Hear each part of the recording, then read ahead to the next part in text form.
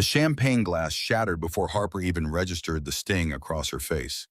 500 guests, crystal chandeliers, designer gowns, a charity gala where San Francisco's elite gathered to celebrate their generosity. And in the center of it all, a millionaire's hand connecting with his pregnant wife's cheek. The silence that followed was deafening. But what those 500 witnesses didn't know was this. Harper Whitmore wasn't just any pregnant wife. She was the daughter of Graham Whitmore, CEO of a Fortune 500 company, a man with the resources to move mountains or destroy empires. And he had exactly 48 hours to do it. What happened next became the story everyone was talking about, a story of abuse hidden behind wealth, of fraud masked as success, of one woman's choice to fight back, and of a father who proved that some lines, once crossed, can never be uncrossed.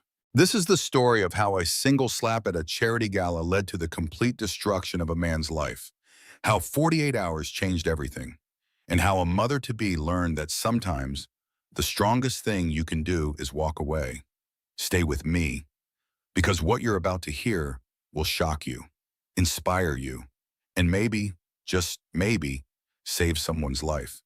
The champagne glass shattered before Harper even registered the sting across her face. Crystal chandeliers blazed overhead. 500 guests filled the Rosewood Grand Ballroom. Designer gowns swirled across marble floors. The orchestra had just finished a waltz. Harper Whitmore stood near the silent auction table, one hand resting on her belly, 6 months pregnant and glowing in emerald silk.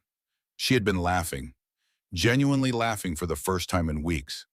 The director of the children's hospital was telling her about the new pediatric wing their foundation would fund. Harper felt the baby kick, strong and reassuring. Everything seemed perfect. Then Derek appeared at her elbow. She smelled the vodka before she saw his face. Sharp, bitter. He had been drinking heavily since they arrived. His jaw was tight, that muscle jumping near his ear. Harper knew that sign. She had learned to read every micro-expression over 3 years of marriage. "We need to talk," Derek said. His voice was low but harsh. "Derek, not now. We're at the gala." Harper kept her smile fixed. Her father was across the room. Graham Whitmore, CEO of Wisdomore Industries, stood with the mayor and 3 board members. She did not want to cause a scene. "Your mother made another comment about the nursery," Harper continued, trying to keep her tone light. "She thinks lavender is too feminine if the baby's a boy. I told her we're not finding out the gender, but she kept pushing, and I just thought maybe you could talk to her because..." His hand connected with her cheek. The sound echoed, sharp, final, absolute. Time crystallized. Harper felt the heat bloom across her skin. Her diamond earring came loose. She heard it hit the marble floor. A tiny ping that seemed impossibly loud in the sudden silence. 500 pairs of eyes turned toward them. Harper's hand flew to her belly. Protective. Automatic. The way every mother's hand does when danger comes close. The baby kicked against her palm, as if asking what happened. Derek's face cycled through expressions. Shock first, like he could not believe his own hand had moved. Then defiance, his chin lifting. Then rage, pure and undisguised, as if she had somehow forced him to do this. "You embarrassed me," Derek hissed, "in front of my business partners. Talking about my mother like that. Making me look weak." Harper could not speak. Her throat had closed. She tasted copper. Her lip was bleeding. Across the ballroom, Graham Whitmore's champagne flute stopped halfway to his lips. Harper watched her father's face transform. The powerful CEO, the man who commanded boardrooms and built empires, looked suddenly old and dangerous. He moved through the crowd like a glacier, slow, inevitable, crushing. Eleanor Whitmore, Harper's mother, stood beside the dessert table. Her hand flew to her throat. Her perfectly applied lipstick could not hide the way her mouth opened in horror. Bryn Caldwell was already pushing through the crowd. Harper's best friend since college, a divorce attorney with razor-sharp instincts, moved like a shark sensing blood in the water. The crowd parted. No one spoke. The orchestra had stopped playing. The only sound was the click of high heels on marble as guests stepped back, creating a circle around Harper and Derek. "Sir," a security guard appeared at Derek's elbow. then another. They wore the discreet earpieces of Graham Whitmore's private security team. "We need you to come with us." Derek jerked his arm away. "Do you know who I am? I'm Derek Ashford. I've donated $500,000 to this hospital." "Sir, please don't make this difficult." The security guard's hand hovered near Derek's elbow, not touching, but ready. Graham reached them. He did not look at Derek.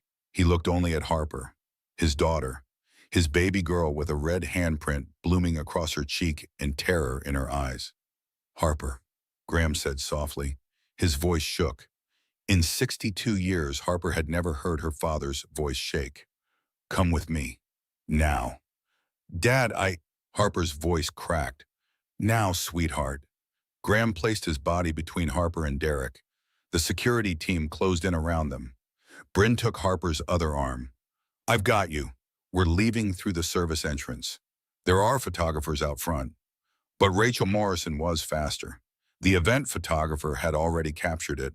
The moment Derek's hand rose, the terror in Harper's face, the protective curve of her body around her pregnant belly. Later, that photograph would be seen by 12 million people. Later, it would become Exhibit A. But right now, Harper just wanted to disappear. They moved through the kitchen. Stainless steel gleamed under harsh fluorescent lights. Chefs stood frozen, watching this pregnant woman in an emerald gown being escorted past their prep stations. A line cook dropped a pan. The clatter made Harper flinch. "It's okay," Bryn murmured. "You're safe. He can't touch you now." Outside, the May air was cool. Harper gulped it down. Her hands shook. The baby kicked again, harder this time, and Harper wondered if babies could sense fear. If her daughter could feel her mother's heart hammering. If this moment would somehow mark the child growing inside her. A black town car pulled up. One of her father's drivers. Graham opened the door himself. "Mercy General," Graham said to the driver. "Emergency entrance. Call ahead. Private suite. Dr. Sterling should meet us there." "Dad, I'm fine." "The baby's fine. I don't need—" "You're going to the hospital." Graham's voice left no room for argument. "You're 6 months pregnant, and you were just assaulted. Dr. Sterling will check you and the baby. End of discussion." Harper sank into the leather seat. Her mother slid in beside her, wrapping an arm around Harper's shoulders. Eleanor Whitmore smelled like Chanel No. 5 and hairspray. Familiar. Safe. Harper leaned into her mother and finally let herself cry. "I'm so sorry," Eleanor whispered. "I should have known. I should have seen it sooner." Harper did not ask what her mother meant. She was too tired, too shocked. Her cheek throbbed. Her head pounded. All she could think about was that sound. The crack of his palm against her skin. The silence that followed. 500 witnesses to her humiliation. The town car glided through San Francisco streets. Late evening traffic parted for them. Graham made phone calls. Quiet, clipped conversations. Harper heard fragments. "I need Marcus at the hospital in 20 minutes. Pull everything we have on Ashford. Everything. Get Bryn's firm on retainer, tonight. I don't care what it costs." Bryn sat in the front passenger seat, already typing on her phone. "I'm filing for an emergency restraining order. We'll have it by morning." "Will that work?" Eleanor asked. Her voice was small. "Will a piece of paper keep him away?" "It's a start," Bryn said. "But Mrs. Whitmore, I need to ask Harper some questions. Difficult questions. And I need honest answers." Harper closed her eyes. She knew what was coming. The questions she had been avoiding for 3 years. The truth she had buried under excuses and justifications and desperate hope that things would get better. Her hand rested on her belly. The baby kicked. 1, 2, 3 times. Like Morse code. Like her daughter was telling her something. Harper opened her eyes. Through the car window, she saw the city lights blur past. San Francisco, the city she had always loved, suddenly felt foreign. Everything had changed in the span of a heartbeat, in the crack of a palm against skin. "Ask me anything," Harper said quietly. "I'll tell you everything." Bryn turned in her seat. Her expression was gentle but determined. "How long has he been hitting you?" Harper's throat tightened. Her mother's arms squeezed her shoulders. Her father's jaw clenched so hard she heard his teeth grind. "Since the wedding night," Harper whispered. 3 years. It started the night we got married." The town car pulled up to Mercy General Hospital. The emergency entrance gleamed under bright lights. Dr. Patricia Sterling waited at the doors, her white coat stark against the darkness. Harper stepped out of the car. Her legs felt unsteady. The emerald silk gown that had made her feel beautiful 4 hours ago now felt like a costume. She was playing the part of a woman who had it all together. A woman whose millionaire husband loved her. A woman whose pregnancy was a blessing, not a trap. But the costume was torn now. The mask had cracked. 500 people had seen the truth. Harper touched her cheek. The skin was hot and tender. By morning there would be a bruise. Visible proof, undeniable evidence. She walked toward the hospital doors, her mother on one side, her best friend on the other, her father behind her, a wall of protective fury. The automatic doors slid open. Cool air washed over her. Antiseptic and industrial. The smell of hospitals. The smell of truth being forced into the light. Harper took a deep breath. She thought about the baby inside her, her daughter, the little girl who would be born in 3 months. The child who deserved better than this, better than a father who could strike a pregnant woman in front of 500 witnesses, better than a mother who had made excuses for 3 years. "Let's go," Harper said. Her voice was stronger now, clearer. "Let's figure out what happens next." The private suite in the Whitmore wing of Mercy General Hospital was designed for wealthy patients. Soft lighting, cream-colored walls, abstract art that cost more than most people's cars. A leather sofa where anxious family members could wait in comfort. Harper sat on the examination table. The paper crinkled beneath her. Dr. Patricia Sterling moved with practiced efficiency, wrapping the blood pressure cuff around Harper's arm. 140/90, Dr. Sterling said. Elevated but not dangerous. Given the circumstances, expected. The doctor was 50 years old with steel gray hair and kind eyes. She had delivered Harper. Now she was preparing to deliver Harper's baby. The circle of life, Harper thought bitterly, except this circle was broken. "Let's check the baby," Dr. Sterling said. She squeezed cold gel onto Harper's belly and pressed the ultrasound wand against her skin. The heartbeat filled the room, fast and strong, and thump, thump, thump, thump, thump, thump. 148 beats per minute, Dr. Sterling said. "Perfect. Your daughter is doing just fine." Harper exhaled. She had not realized she was holding her breath. Her hand found the curve of her belly. The baby kicked against her palm, as if to say, "I'm okay, Mama. We're okay." "But Harper," Dr. Sterling continued, moving the wand lower. "We need to talk about these bruises on your ribs." Harper looked down. 4 bruises, purple and yellow, finger-shaped. She had explained them away to herself. Clumsy pregnancy, bumping into the kitchen counter. The lie was so practiced she almost believed it. "Those are from 2 weeks ago," Dr. Sterling said quietly. "The coloring indicates they're healing, but they were deep. Someone grabbed you. Hard." Silence filled the room. The baby's heartbeat continued its steady rhythm. Thump, thump, thump, thump. "How long has this been happening?" Dr. Sterling asked. Harper's eyes filled with tears. "Since the wedding night. He said I smiled too much at the best man during the reception. When we got back to the hotel, he pushed me against the wall, said I had embarrassed him, made him look like a fool." The words came faster now. 3 years of silence breaking like a dam. "At first it was just pushing, grabbing my arm too hard, blocking the doorway so I couldn't leave a room. Then it got worse. A slap here, a shove there, always in private, always with an explanation. I was too sensitive. I was overreacting. I was making him angry." Harper wiped her eyes. Her voice dropped to a whisper. "I'd been explaining away bruises for 8 months. Since I got pregnant. Clumsy pregnancy, I told myself. Bumping into counters, dropping things. All lies. All lies I'd almost believed." Dr. Sterling sat down on the rolling stool. She took Harper's hand. "Harper, I need to document all of this. Every bruise, every injury. With your permission, I want to photograph everything and include it in your medical file." "Why?" Harper asked. "Because if you decide to press charges, we'll need evidence. Medical documentation can be powerful in court." Harper nodded. "Do it. Document everything." The examination room door opened. Graham and Eleanor entered, followed by Bryn and a man Harper did not recognize. He was 45, impeccably dressed, carrying a laptop. "This is Marcus Webb," Graham said. "He works for me, my right hand for the last 20 years. Marcus nodded to Harper.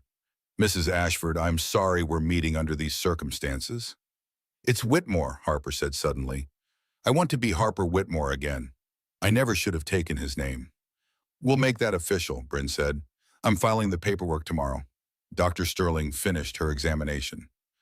"Harper, you and the baby are physically fine, but I'm concerned about your stress levels. What happened tonight was traumatic. I want you to rest. Stay with your parents. No contact with your husband. If you experience any cramping, bleeding, or decreased fetal movement, call me immediately." "I will," Harper promised. Dr. Sterling squeezed her hand. "You're stronger than you think, and you're not alone." After the doctor left, Marcus opened his laptop. "Harper, I need to show you something, and your mother called me 6 months ago, after Thanksgiving. She noticed bruises on your wrists that looked like handprints." Harper turned to her mother. Eleanor's eyes were red from crying. "I pretended not to see them at first," Eleanor said. "I told myself I was imagining things. But then at Christmas, I saw the way Derek grabbed your arm, the way you flinched, the way you made yourself smaller around him. I knew that look. I'd seen it before in other women. So I called Marcus," Eleanor continued, "asked him to look into Derek, quietly, without telling anyone, not even your father." Graham looked stunned. "Eleanor, you kept this from me for 6 months?" "I needed proof," Eleanor said. "I couldn't accuse Harper's husband of abuse without evidence. What if I was wrong? What if I destroyed their marriage over a misunderstanding?" "You weren't wrong," Harper said softly. Marcus turned his laptop screen toward Harper. "We've been investigating Derek for 6 months. And Harper, what we found goes beyond domestic abuse. Your husband is running a sophisticated financial fraud scheme." The screen showed spreadsheets, bank accounts, wire transfers, numbers that made Harper's head spin. "Derek has been embezzling from his own investors," Marcus explained. "He set up shell companies, fake consulting fees. He's been moving money for 18 months. The structure is classic Ponzi scheme. He pays old investors with new investor money. Right now, he's about 18 months from complete collapse." Harper felt numb. "How much?" $14 million, Marcus said. 23 families. Some of them lost their retirement savings. Graham stood abruptly. He walked to the window. His hands were shaking. Harper had never seen her father's hands shake. "That son of a bitch," Graham said quietly. "That arrogant, abusive son of a bitch." Bryn leaned forward. "Harper, this changes everything. We're not just talking about divorce now. We're talking about criminal charges, federal charges. Derek could go to prison for a long time." Harper's head spun. 2 hours ago, she had been at a charity gala, laughing, hopeful, believing that maybe, just maybe, the baby would change things. Derek would be different. They could be a family. Now she knew the truth. Her husband was not just abusive. He was a criminal, a liar, a fraud. "There's more," Marcus said. He pulled up another file. "We found active dating profiles created 3 months ago, while you were pregnant." Harper stared at the screen. Derek's photo, his profile. "Married but looking for excitement. My wife's basically a cow right now." The words hit like a physical blow. Harper did that thing where you cry so hard no sound comes out. Just shaking, like your body's trying to turn itself inside out. Her mother wrapped her in a hug. Bryn rubbed her back. Her father turned away, unable to watch his daughter break. After several minutes, Harper pulled herself together. She wiped her eyes, took a deep breath, put her hand on her belly. "I'm not crazy," Harper said. The words came out strong, clear. "This isn't normal. I didn't deserve this." "No, you didn't," Bryn agreed. "What are my options?" Harper asked. Bryn ticked them off on her fingers. Quiet divorce, divide assets, negotiate custody, keep it out of the press. Public divorce, make his abuse and fraud known. Let him be judged in the court of public opinion. Or criminal charges, federal prosecution for investor fraud, state charges for domestic violence.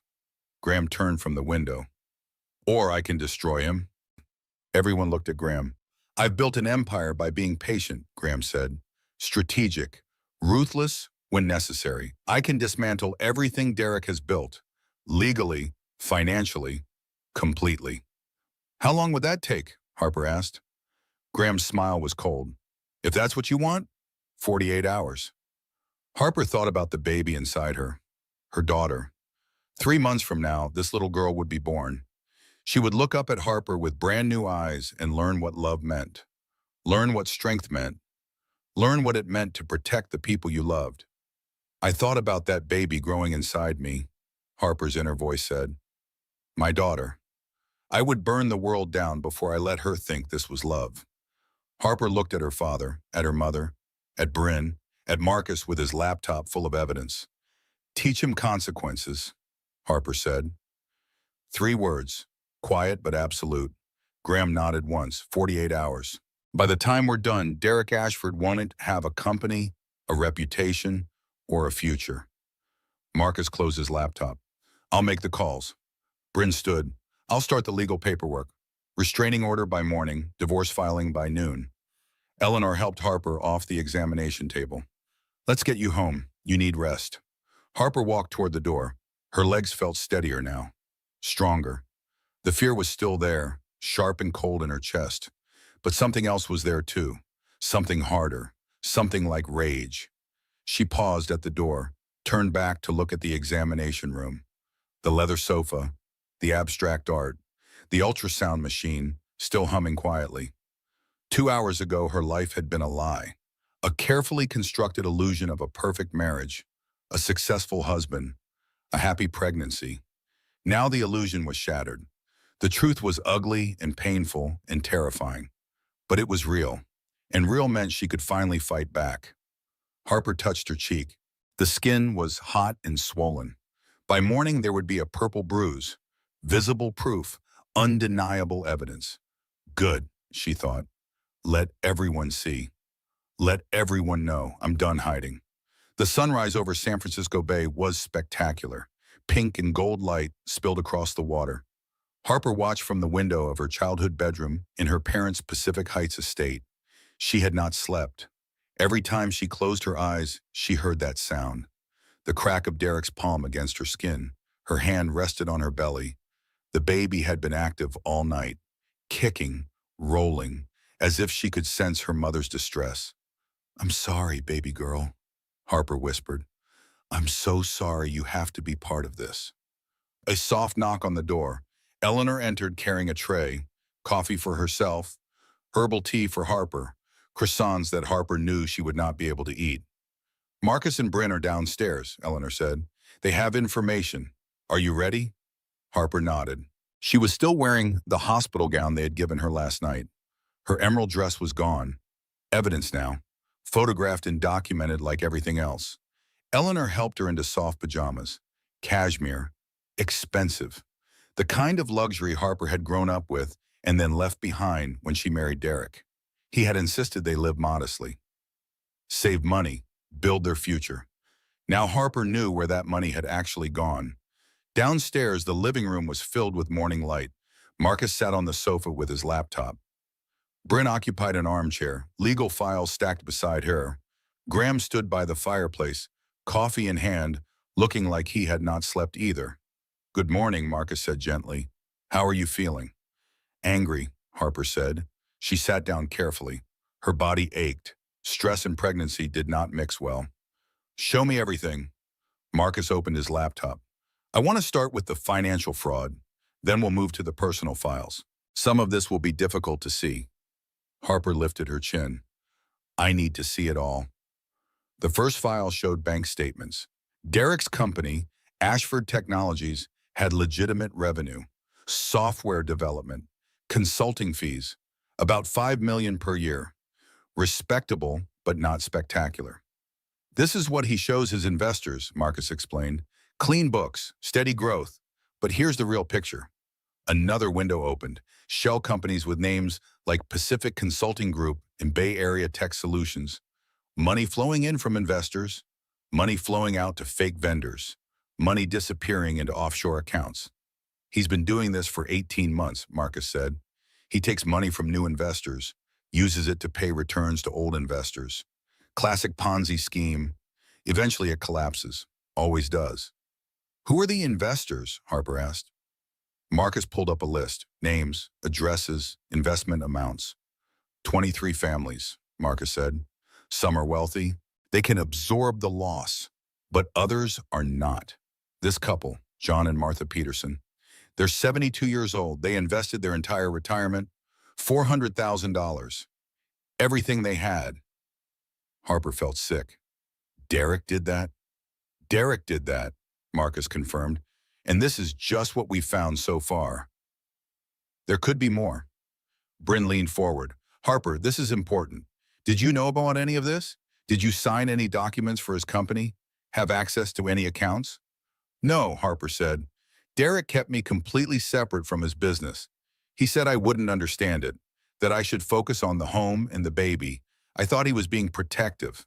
Now I see he was hiding everything. Good, Bryn said. That protects you legally. You're not liable for his fraud, but we need to be careful. If we go public with divorce proceedings, Derek might try to claim you were involved. Deflect blame. We need to establish your innocence immediately. Marcus clicked to another file. Now for the personal information. Harper, this is going to hurt. The screen showed a dating profile. Derek's photo, his real name, his real age, but the status said married but looking.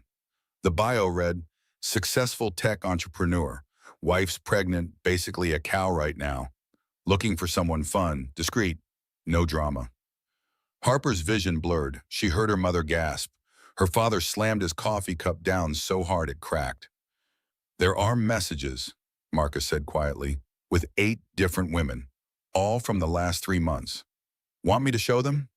No, Harper whispered, then stronger. Yes, show me everything. The messages were worse than the profile. Derek calling Harper frigid, complaining about her pregnancy weight, mocking her to strangers, arranging hotel meetings.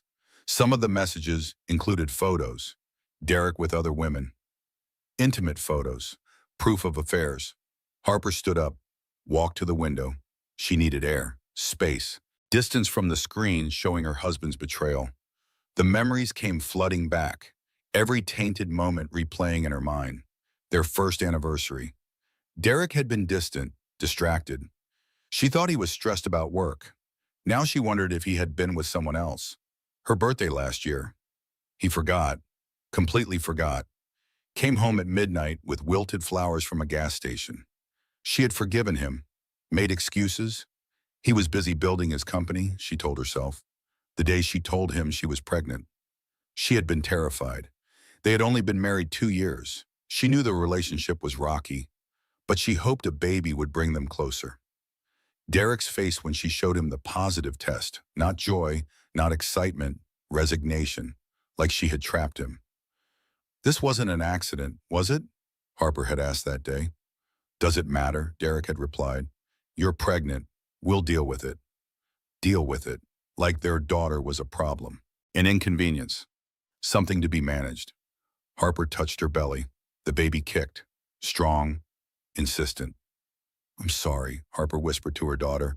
I'm so sorry I didn't see this sooner. I'm sorry I wasted 3 years trying to make him love us.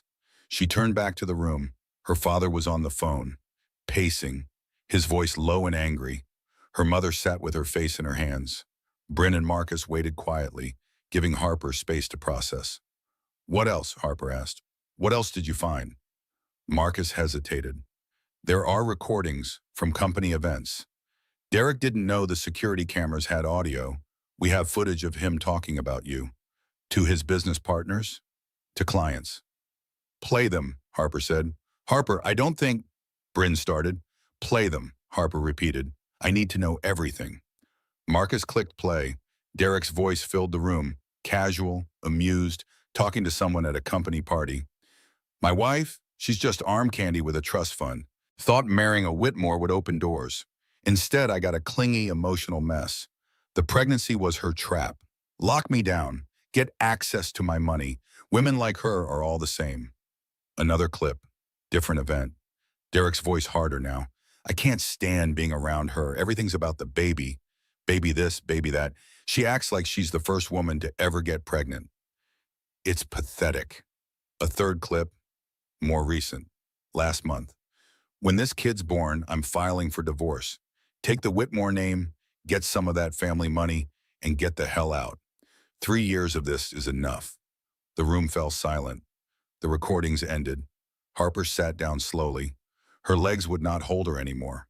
The full picture was clear now. Derek never loved her. This was always about money, access, status. She was never a wife. She was a mark, a target, a means to an end. The baby kicked hard, as if to say, but I'm real, Mama. I'm here. I'm real. I need a minute, Harper said. I need to be alone. Eleanor started to protest, but Graham shook his head. Give her space. Harper walked out to the garden. Morning sun warmed the stone patio. Rose bushes bloomed pink and white. Everything was beautiful, peaceful, normal. But Harper's world had shattered. She sat on the garden bench. The cold stones seeped through her thin pajamas. She welcomed the discomfort. It helped her focus, grounded her. Harper did what she always did when processing trauma. She made lists in her head. Things he had broken, her trust, her confidence, her ability to recognize love, her sense of safety, her vision for the future. Things he had said, you're too sensitive, you're overreacting, you made me do this. Why do you have to ruin everything? No one else would put up with you. Things she had forgiven, bruises, cruel words, public humiliation, private terror, infidelity. 3 years of systematic emotional and physical abuse. Things she would never forgive.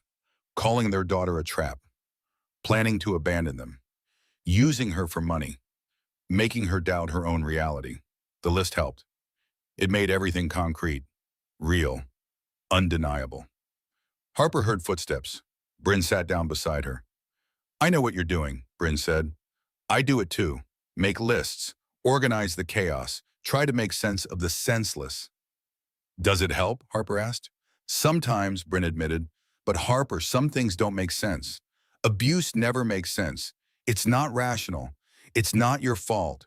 There's no magic list that will explain why Derek chose to be this person. Harper leaned against her friend. I feel so stupid. 3 years, how did I not see this? You saw it, Bryn said gently. You just didn't want to believe it. That's not stupidity. That's hope. That's love. You wanted to believe the best in him. There's nothing wrong with that. Yes, there is, Harper said, because now my daughter pays the price. She'll grow up with this man as her father. She'll see him every other weekend. She'll learn his patterns. What if she ends up with someone like him? She won't, Bryn said firmly, because she'll have you. She'll see you walk away. She'll see you fight back. She'll learn that love doesn't hurt, that marriage isn't supposed to feel like walking on eggshells, that women don't have to make themselves smaller to keep men comfortable. Harper put her hand on her belly. The baby was quiet now, resting. I'm not crazy, Harper said aloud. The words felt important, necessary. This isn't normal. I didn't deserve this. Say it again, Bryn urged. I'm not crazy. This isn't normal. I didn't deserve this. Again, I'm not crazy. This isn't normal. I didn't deserve this. The words grew stronger each time, more certain, more real. They sat in silence for several minutes. The garden was peaceful. Birds sang. A breeze rustled the roses. Everything was normal. Everything was fine. Except nothing was normal. Nothing was fine. But Harper was still here, still breathing, still becoming someone stronger than she had been yesterday. Finally, she stood. Let's go back inside. I want to know everything, every detail, every piece of evidence. If we're going to destroy him in 48 hours, I want to know exactly how. Bryn smiled. That's my girl. They walked back to the house together. Harper felt different, steadier. The shock was wearing off. The anger was building. The clarity was sharp and cold. Derek had spent 3 years making her feel small, weak, crazy, worthless. Now it was her turn. Now she would show him what happened when you underestimated a Whitmore woman. Derek Ashford woke in his penthouse with a splitting headache and a mouth that tasted like regret. Sunlight stabbed through the floor to ceiling windows. He groaned and rolled over. reaching for Harper. The bed was empty. Derek sat up slowly. The room spun.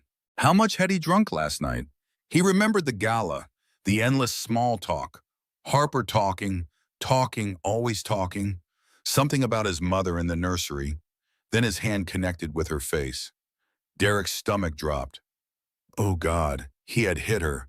In public, at the charity gala, in front of everyone. His phone buzzed. 53 missed calls, 38 text messages, 15 voicemails. Derek scrolled through with growing dread. His assistant, his lawyer, his business partner, his mother, all with variations of the same message. Call immediately, emergency. We need to talk. He tried Harper's number, straight to voicemail. He tried his assistant. She answered on the first ring. Sir, we have a problem, she said without preamble. Several problems. What's going on? Derek asked. His head pounded. The markets opened 20 minutes ago. Whitmore Industries dumped every stock position related to your company. Every single share. The stock price is in free fall. We've lost 7 figures in the last hour. Derek's blood went cold. Graham Whitmore did this. Yes, sir. And there's more. Your line of credit with Pacific Bank was frozen this morning. The country club called. They've suspended your membership pending review. And sir, you need to see the news. Derek grabbed his laptop, opened a browser. The headline hit him like a physical blow. Tech mogul assaults pregnant wife at charity gala. Below the headline was a photograph. Crystal clear, high resolution. Derek's hand raised. Harper's face twisted in fear. Her body curved protectively around her pregnant belly. The photo had been shared 200,000 times already. Derek's phone buzzed. His business partner, Trevor Hayes. Emergency board meeting, Trevor said without greeting. Mandatory attendance, 1 hour, don't be late. Trevor, wait. Trevor hung up. Derek scrolled through the rest of his messages. His mother. What did you do to that poor girl? His lawyer. We need to talk, today. The hospital foundation. Withdrawing your board position effective immediately. Everything was falling apart. Derek stumbled to the bathroom, splashed cold water on his face, looked at himself in the mirror. He looked terrible. Bloodshot eyes, stubble, wrinkled clothes from last night. He looked like exactly what he was, a man who had gotten drunk and hit his pregnant wife in front of 500 people. But it was just one time, Derek told himself. One mistake. Harper would forgive him. She always forgave him. She was soft, weak. She needed him. Except Harper was a Whitmore, and the Whitmores were neither soft nor weak. Derek's phone buzzed again, a text from an unknown number. You have 47 hours left. Enjoy them. Derek stared at the message. What did that mean? 47 hours until what? Another text appeared. A photo. Harper with her parents. Timestamp, 2 a.m. She was at Mercy General, the Whitmore wing. Safe, protected, beyond his reach. Derek threw his phone across the bathroom. It hit the marble wall and cracked. He did not care. He needed to think, figure out how to fix this, apologize, explain.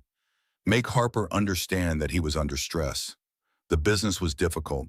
He had too much to drink. It would never happen again. He would send flowers, jewelry, get on his knees and beg if he had to, remind her that they were married. They had a baby coming. They were a family, except they were not a family. They never had been. Derek knew that. He had married Harper for her connections, her last name, her family's money and influence. The love was pretend. Always had been. But Harper did not know that. Harper believed, Harper hoped, Harper forgave. At least she used to. Derek got dressed, expensive suit, Italian shoes, gold watch, armor for the day ahead. He looked at himself in the mirror and practiced his expression. Remorseful, ashamed, sincere. He could salvage this. He just needed to get Harper alone, away from her parents, away from that shark of a best friend, Bryn. He could make her see reason. Derek drove to Ashford Technologies' offices in his BM. Black, sleek, fast. Usually driving calmed him. Today, every red light felt like a countdown. 47 hours. What happened in 47 hours? The parking garage was empty. 9 a.m. on a Monday, and the employee parking was empty. Derek's unease grew. He took the elevator to the 10th floor, the executive suite, his office, his kingdom. The conference room was full. Trevor Hayes sat at the head of the table, not Derek's usual seat. For seat, 3 board members occupied the other chairs. The corporate attorney, a woman Derek did not recognize with forensic accountant on her name badge. No one smiled when Derek entered. Gentlemen, Derek said. He tried for confident, landed on nervous. Ladies, what's this about? Trevor stood. Derek Ashford, I'm invoking the morality clause in your contract. Section 7, paragraph 3. Any executive who engages in behavior that reflects poorly on the company or damages its reputation can be removed from their position by majority board vote. Derek's mouth went dry. Trevor, we've been friends for 10 years. Partners. You can't be serious. I'm completely serious, Trevor said. Last night, you assaulted your pregnant wife at a public charity event in front of 500 witnesses. The photo has been viewed by 2 million people. Our clients are pulling their contracts. Our investors are demanding explanations. The board has decided your behavior is unacceptable. It was one mistake, Derek said. His voice rose. One bad night. You can't destroy my career over one mistake. The corporate attorney opened a folder.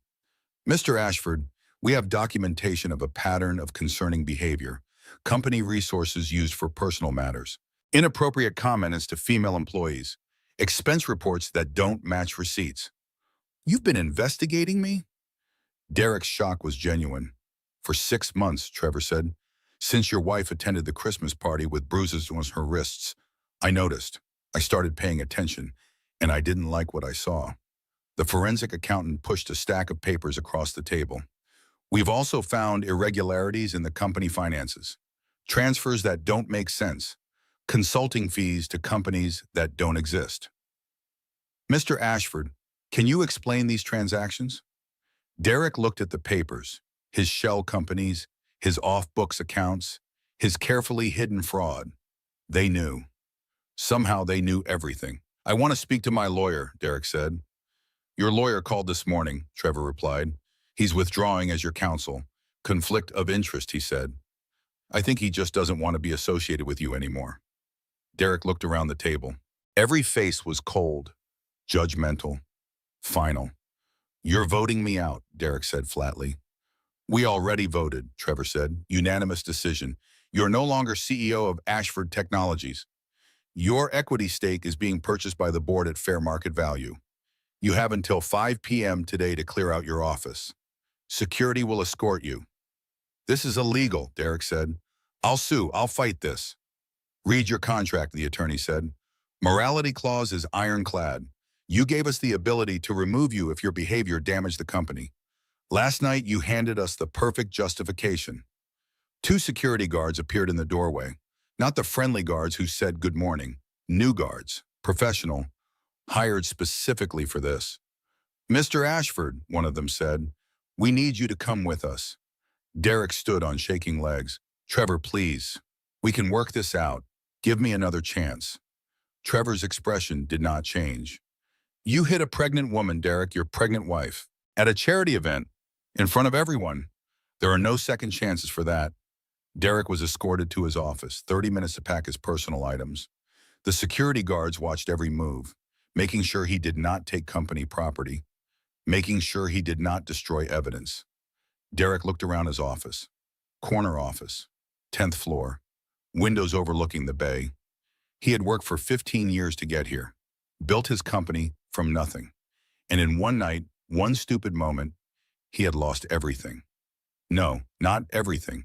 He still had his investments, his offshore accounts, the money he had hidden away, except the forensic accountant had found those accounts, which meant soon, very soon, someone else would too. Derek's phone buzzed. A new message from the unknown number. 45 hours left. Derek left the building carrying a cardboard box with his personal items. A photo of him and Harper on their wedding day. A trophy from his college rowing team. A desk lamp he had bought at IKEA when he first started the company. Everything else belonged to Ashford Technologies, which was no longer his company. Derek sat in his BMW in the parking garage. He tried Harper's number again. Still voicemail. He tried his mother. She answered.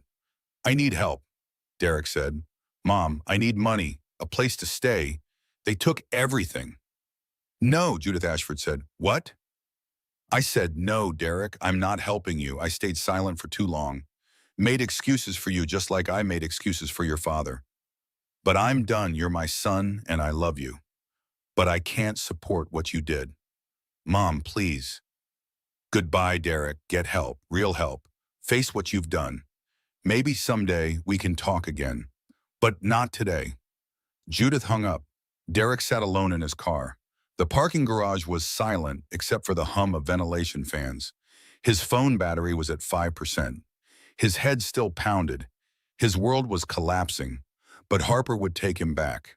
She had to. They were married. They had a baby coming. She was forgiving. She was soft. She was his. Except a small voice in the back of Derek's mind whispered the truth. Harper was never his. She was a Whitmore. And the Whitmores protected their own. Derek started the car. He would go to the Whitmore estate, force a conversation. Make Harper listen, remind her of their vows, for better or worse, in sickness and in health.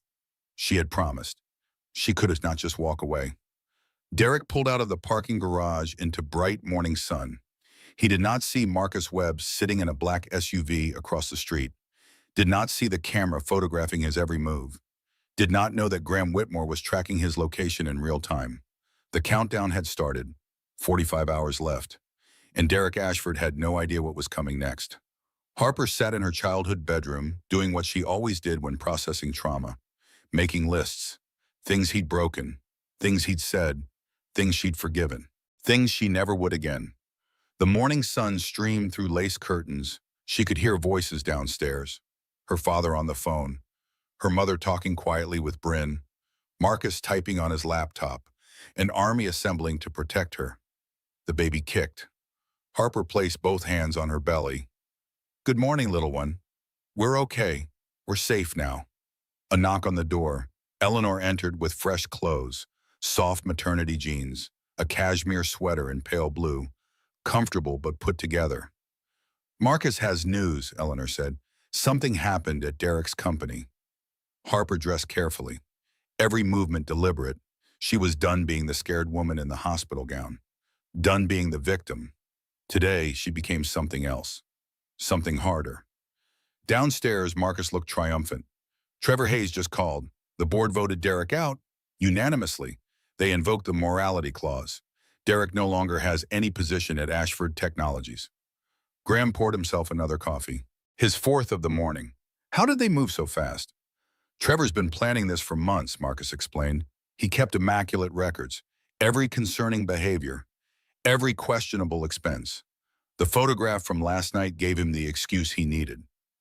So Trevor gets the company? Harper asked. Trevor gets control, Marcus confirmed. And in exchange for his cooperation, we're letting him keep it. He's agreed to testify about Derek's financial irregularities. Give us access to all company records. Trevor's saving himself by destroying Derek. Bryn made notes on her legal pad. This is good for us. Corporate fraud charges carry serious penalties. Federal investigation. Possible prison time.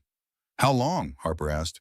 For the investigation to conclude, 6 to 12 months. For sentencing, if he's convicted, 5 to 10 years. Harper absorbed this. Derek in prison, her daughter growing up without a father. Was that what she wanted? I know what you're thinking, Bryn said gently. You're wondering if you're being too harsh, if you should show mercy, giving him another chance. How did you know? Harper asked. Because you're a good person. Because 3 years of abuse trained you to consider his feelings before your own. Because even now, even after everything, part of you still wants to believe he can change. Harper looked at her hands. They were shaking slightly. Is that wrong? It's not wrong, Bryn said. It's human. But Harper, abusers don't change. Not really. They might apologize, promise to be better, go to therapy. But the core pattern remains. Control, possession, the belief that you belong to them. Graham sat down beside Harper. Sweetheart, I need to ask you something. What do you want to happen here? This is your decision, your life, your future. I can destroy Derek's empire. Marcus can bury him in legal problems, but only if that's what you truly want. Harper thought about the question. What did she want? She wanted her daughter to be safe, to grow up knowing that hitting was wrong, that women deserved respect, that love didn't hurt. She wanted Derek to understand consequences, to feel what she had felt, powerless, scared, trapped. She wanted justice, not revenge. There was a difference. I want him to lose everything I lost, Harper said quietly. I lost my sense of safety, my trust, my future, my dignity. I want him to know how that feels. Then we continued, Graham said. A car pulled up outside. Through the window, Harper saw an older woman stepping out. Late 60s, elegant, familiar. That's Judith, Harper said. Derek's mother. I'll handle this, Eleanor said. But Harper stood. No, I will. Harper walked to the front door, met Judith Ashford on the steps.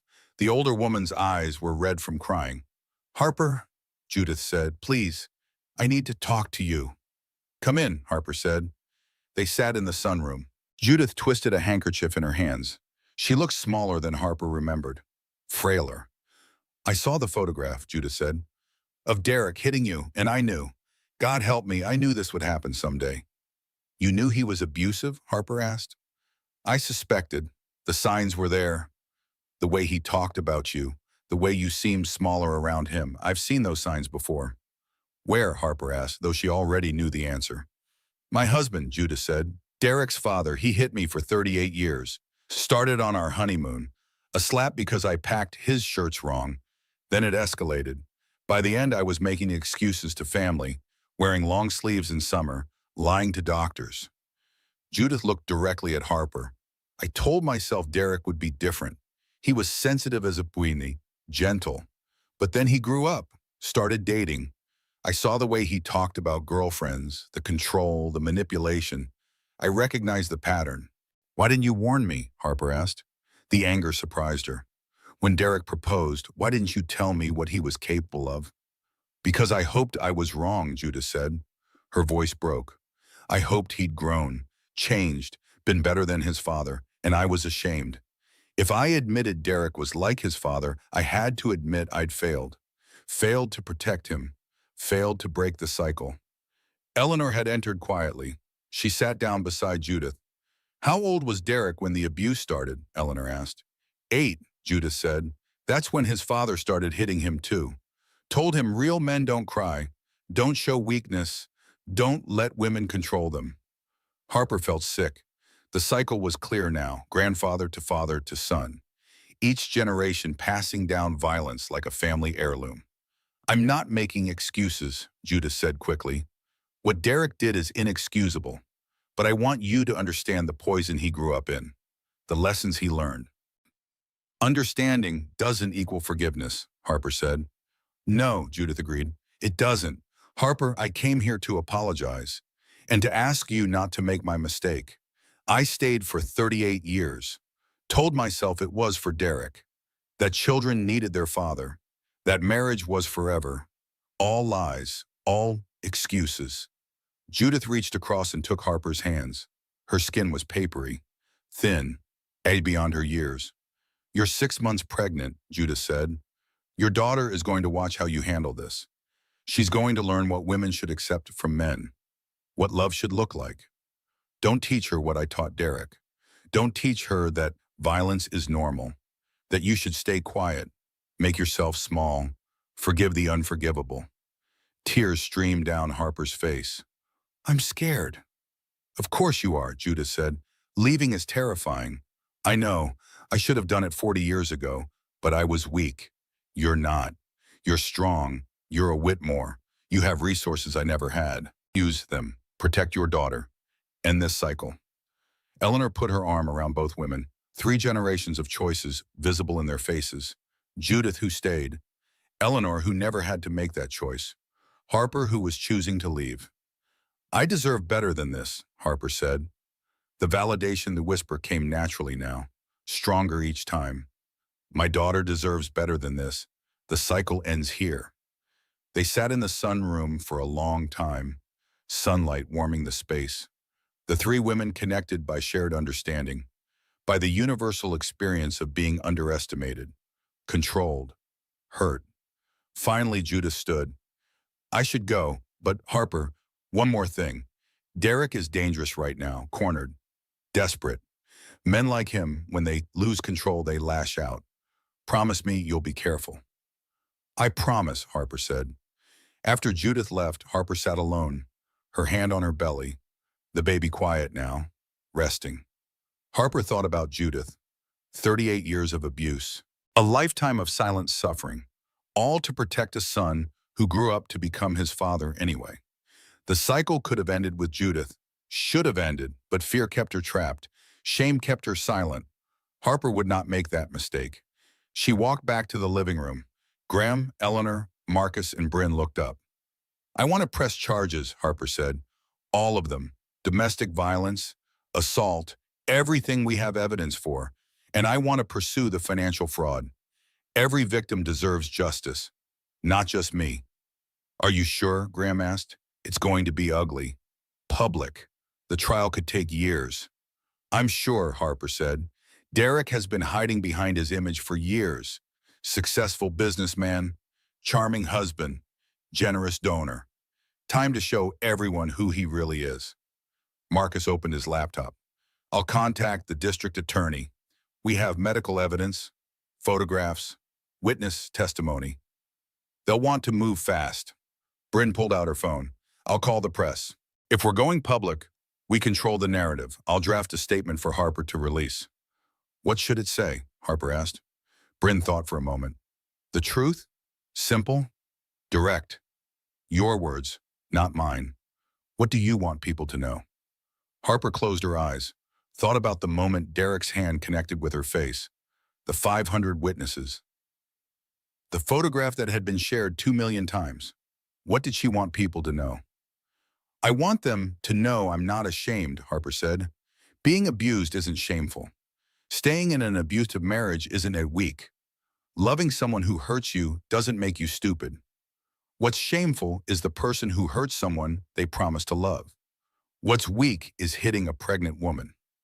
What's stupid is thinking you can do it in front of witnesses and suffer no consequences. Perfect, Bryn said. I'll clean up the language but keep the sentiment. We'll release it in 2 hours. Harper's phone buzzed, a text from an unknown number. She opened it cautiously. You think you're safe? You think your daddy can protect you? I'm coming for you. You're still my wife. Harper showed the text to the group. Graham's face darkened. Save that, Bryn said.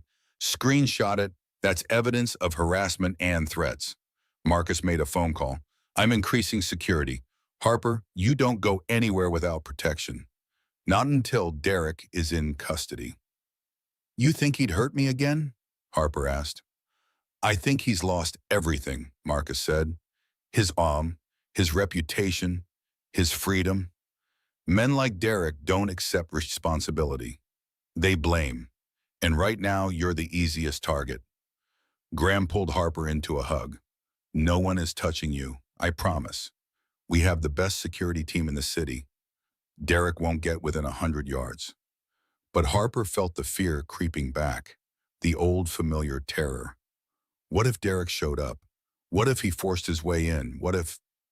Stop, Bryn said gently. She knew Harper's spiral. Derek has no power here. He's been exposed, fired, abandoned by his own mother. The police are watching him. If he tries anything, he goes straight to jail. He knows that. Does he? Harper asked. He hit me at a charity gala, in front of 500 people. If he's that reckless when he's in control, what will he do now that he's desperate? No one had an answer for that. Harper walked to the window, looked out at the garden. The roses were blooming, pink and white and yellow. Everything looked so normal, so peaceful. But peace was an illusion. Safety was temporary. Violence could erupt anywhere, anytime. Harper had learned that lesson 3 years ago. She just hadn't wanted to believe it. Her phone buzzed again. Another text. 42 hours left. What happened in 42 hours? What was the countdown for? Harper had a terrible feeling she was about to find out. The next 24 hours passed in a blur of legal documents and phone calls. Bryn filed emergency motions. Marcus coordinated with federal investigators. Graham used every connection he had to ensure Derek couldn't hide assets or flee the country. Harper existed in a strange state of numbness. Too much shock, too much information, too much change too fast. Her body was present, but her mind felt distant, floating. She slept fitfully.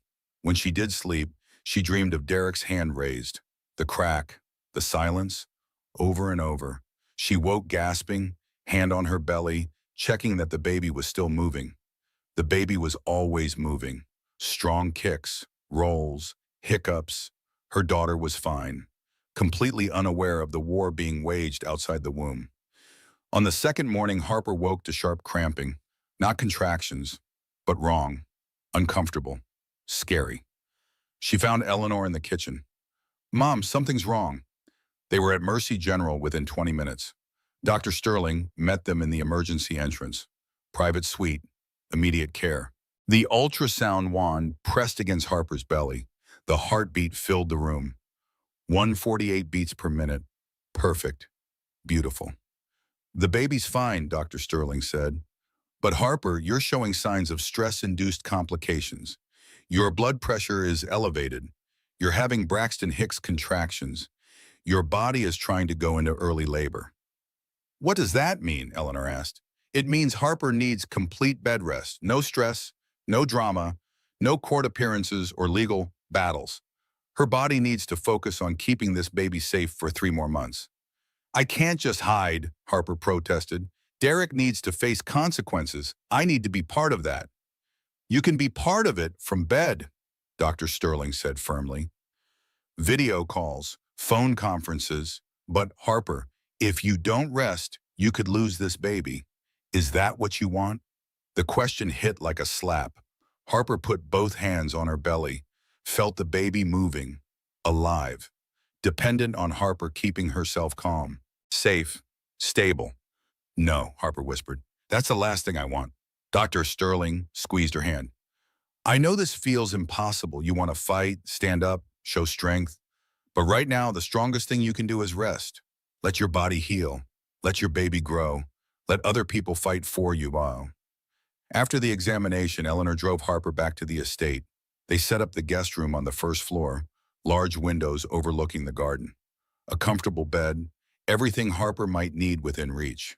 Graham installed a video conferencing system, a laptop with secure connections, a printer for documents that needed signatures.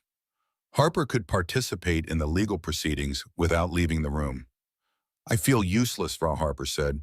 "You're growing a human," Bryn replied. "That's not useless. That's the most important thing you can do right now."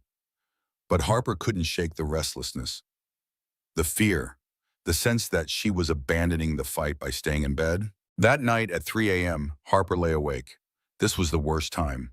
The darkness made everything bigger, scarier, more impossible. She thought about the baby, about being a mother. What if she wasn't strong enough? What if Derek's abuse had broken something in her? What if she passed that damage to her daughter? Harper did that thing where the doubts spiral.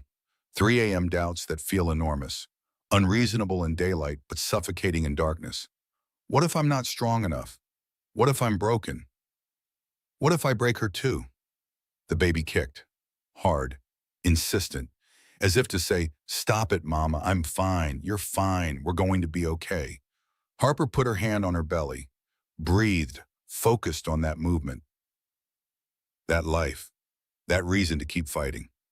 "I'm scared," Harper whispered to her daughter. "I'm so scared I'm not going to be enough for you." The baby kicked again, twice, 3 times. Harper smiled despite her tears. Okay, I hear you. We're doing this together." The next morning, Marcus arrived with news. The SEC has opened an official investigation into Derek's company. They've frozen his accounts, seized his assets. Derek's broke. "Completely?" Harper asked. "Almost. He has about $5,000 in his personal checking account. Everything else is frozen pending an investigation." Graham looked satisfied. "Good. Let him feel what it's like to have nothing." "There's more," Marcus continued. "Trevor Hayes provided evidence of 23 victims. The district attorney is filing charges. Grand jury convenes next week. Harper absorbed this. 23 families, 23 groups of people Derek had stolen from. Some wealthy, some not. All hurt. I want to meet them, Harper said. The victims? Bryn asked. Harper, I don't think that's a good idea. They might blame you. See you as connected to Derek's fraud. Let them, Harper said. They deserve to know I had no idea. That I'm a victim too, that we're on the same side.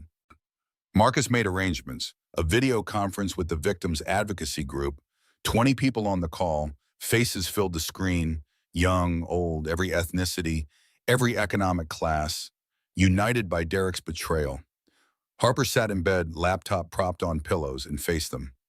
My name is Harper Whitmore, she began. Some of you know me as Derek Ashford's wife. I want you to know that I had no knowledge of his financial crimes, no involvement in his business, no access to any accounts. I'm a victim of Derek's abuse, just like you're victims of his fraud. An older man spoke up. My wife and I invested our retirement, $400,000. Everything we saved in 40 years. It's gone. How do we get it back? My father is establishing a restitution fund, Harper said. Every penny Derek stole will be repaid. With interest. You'll be made whole, I promise. A woman in her 30s raised her hand. Why should we trust you? You're rich. You have resources. We have nothing. We have. You're right, Harper said. I am privileged. I have family support you might not have. But I also spent 3 years being abused, gaslit, controlled. Derek stole from me too. Not money, but dignity, safety, trust. We're all trying to rebuild from his damage. The conversation lasted an hour. By the end, the hostility had softened. Not forgiveness, but understanding, shared experience, common ground. After the call ended, Harper felt exhausted, but lighter. These were real people, real pain. Making it right mattered more than punishing Derek. That afternoon, Derek's new attorney called. Bottom-tier lawyer, the kind who advertised on bus benches, desperate for high-profile cases. Mr. Ashford would like to discuss custody arrangements, the lawyer said over speakerphone. Bryn and Harper listened together. Excuse me, Bryn said. Mr. Ashford intends to seek full custody of the child upon birth. He believes Mrs. Ashford's mental state is unstable. Her family's vendetta against him proves she's unfit. Harper's blood ran cold. Derek wanted her baby, wanted to take the one thing she had left. That's absurd, Bryn said calmly. Mr. Ashford assaulted his pregnant wife. There's photographic evidence, medical documentation, witness testimony. No judge will award him custody. Mr. Ashford claims he was provoked, that Mrs. Ashford has been undermining his relationship with his mother, causing stress in their marriage. The slap was unfortunate, but understandable given the circumstances. He's blaming me, Harper said flatly. Of course he is. We'll be filing motions, the lawyer continued, requesting psychiatric evaluation for Mrs. Ashford, claiming parental alienation. Mr. Ashford is prepared for a long custody battle. Bring it, Bryn said. We have evidence your client is an abusive criminal. We have 8 women who will testify to his infidelity. We have financial records proving fraud. Tell Mr. Ashford that if he wants a custody battle, we'll make sure every ugly detail becomes public record. The lawyer sputtered. You can't? Watch us, Bryn said and hung up. Harper felt dizzy. Her hands shook. The baby kicked frantically, sensing her distress. He's going to make this hell, Harper said. He's going to drag this out. Use the baby as a weapon. Make me fight for her. Yes, Bryn agreed. That's exactly what he's going to do. Because that's what abusers do when they lose control. They escalate, they threaten, they use whatever leverage they have. So what do I do? You rest, Bryn said firmly. You take care of yourself and your baby. You let me handle Derek. That's what you pay me for. But Harper couldn't rest. Every time she closed her eyes, she imagined Derek taking her baby, imagined supervised visitation, imagined her daughter spending weekends with a man who hit women. That evening, a news van parked outside the estate gates, then another. By nightfall, there were 6, reporters shouting questions every time someone entered or left. How does it feel to be abused by a millionaire? Did you know about the fraud? Why did you stay with him? Graham had security move them back, but they didn't leave. The story was too good, too juicy. Rich husband beats pregnant wife. Father destroys husband's empire in revenge. It had everything. Harper watched from her bedroom window.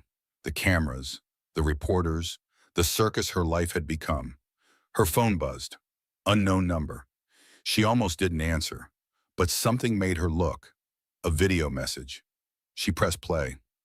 Derek's face filled the screen. He looked terrible, unshaven. Red eyes. Behind him, a cheap motel room. Harper, Derek said. His voice was thick. Drunk or crying or both. I know you're watching this. I know your father is too. Listen to me. I'm sorry. I was wrong. I know that now.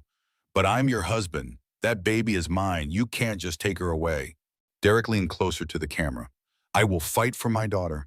I will use everything I have, every resource, every connection. You think you've won? You've won nothing. This is just beginning. The video ended. Harper's hands shook so hard she dropped the phone.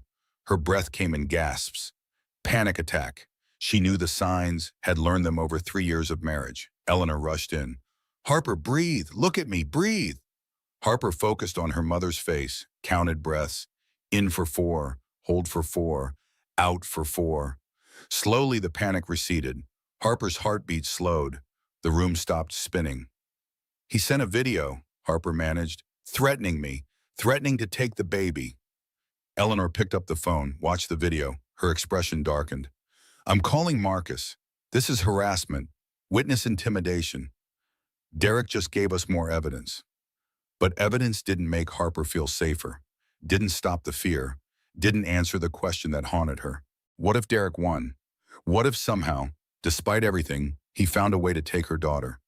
Harper put both hands on her belly. The baby was quiet now, exhausted from all the activity, or maybe sensing her mother needed stillness. I won't let him take you, Harper whispered. I promise. Whatever it takes. However long this lasts, I will protect you. Outside, the reporters continued their vigil. Inside, Harper's family built their defenses, and somewhere in a cheap motel, Derek Ashford planned his next move. The countdown continued. 36 hours left, and none of them knew what would happen when it reached 0. Morning arrived with federal marshals at Derek's motel door. They knocked hard. Official. Undeniable. Derek Ashford, open up. Federal warrant. Derek had been awake all night, drinking cheap vodka, making plans, sending increasingly unhinged text messages to Harper that she never answered. He was unraveling, fast. He opened the door. 3 marshals. Serious faces. Body armor. This was real. Derek Ashford, we have a warrant to search this premises and seize any electronic devices or financial documents in your possession. Derek's laptop, his phone, his backup hard drive, all gone, carried away in evidence bags. Your accounts have been frozen by order of the federal court, the lead marshal continued. All properties registered in your name are under seizure. Your vehicle has been impounded. Do you understand what I'm telling you? Derek understood. He had nothing. Less than nothing. $5,000 in his checking account, the clothes on his back, a motel room he couldn't afford past tonight. I need to call my lawyer, Derek said. You're welcome to do that, the marshal replied. Here's your copy of the warrant. We'll be in touch. They left.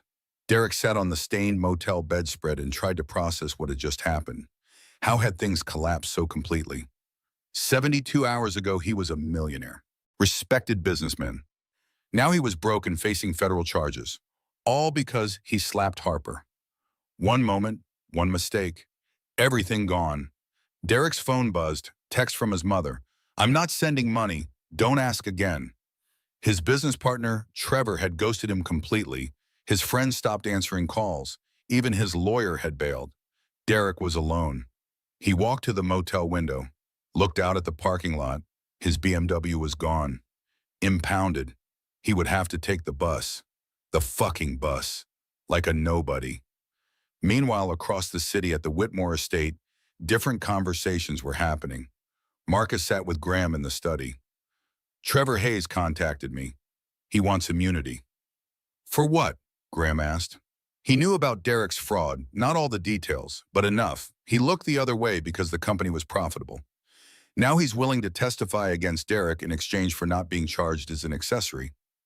Do we need his testimony? Graham asked. It would help, Marcus admitted. Trevor has access to records we don't. Meetings he attended, conversations he witnessed. His testimony could put Derek away for 10 years instead of 5. Then give him immunity, Graham said. I want Derek buried, legally, financially, completely. Marcus made the call. Trevor would cooperate fully. In exchange, he walked away clean, kept the company, kept his reputation, left Derek to face the consequences alone. That afternoon, Graham gathered the family in the living room. Harper in a wheelchair now. Doctor's orders. No walking except to the bathroom. Complete bed rest until the baby came. I want to talk about the restitution fund, Graham said. We've identified 23 families Derek defrauded. Total stolen, $14 million. I'm establishing a fund that will pay back every penny, with interest. That's $20 million, Eleanor said. I'm aware, Graham replied. Consider it an investment in justice. Harper looked at her father. You're doing this for me. I'm doing this because it's right, Graham corrected. Derek stole from people who trusted him. Some of them lost everything. I have the resources to make them whole, so I will. Marcus pulled up files on his laptop.